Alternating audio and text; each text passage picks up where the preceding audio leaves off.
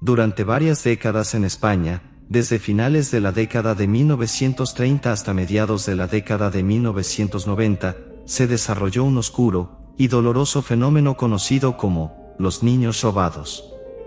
Esta práctica clandestina implicó la desaparición sistemática de recién nacidos de sus madres biológicas en hospitales y clínicas de todo el país, con el propósito de ser dados en adopción u ofertados en el mercado a otras familias sin el consentimiento de los padres biológicos.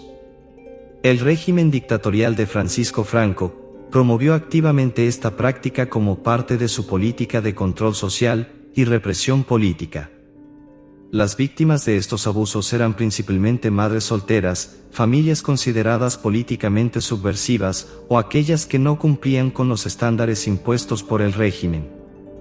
Los bebés recién nacidos eran arrebatados de sus madres poco después del parto, bajo el pretexto de que no eran capaces de cuidar adecuadamente a sus hijos, y eran entregados en adopción a familias consideradas más adecuadas por las autoridades.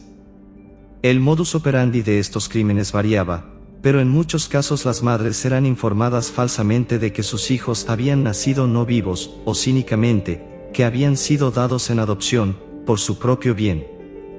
Algunas madres incluso eran presionadas para firmar documentos de adopción, bajo coacción o manipulación emocional.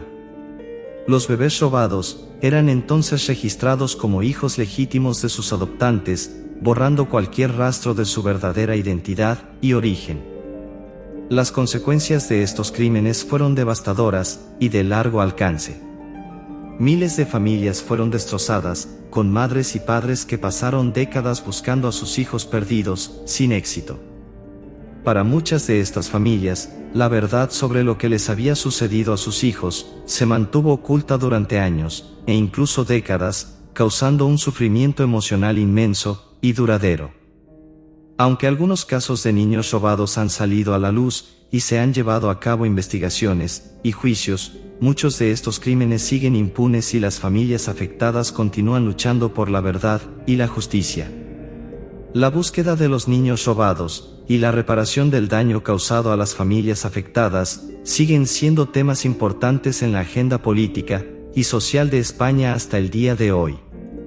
Este sombrío capítulo de la historia española ha dejado una cicatriz indeleble en la sociedad y ha generado un profundo impacto en la conciencia colectiva del país.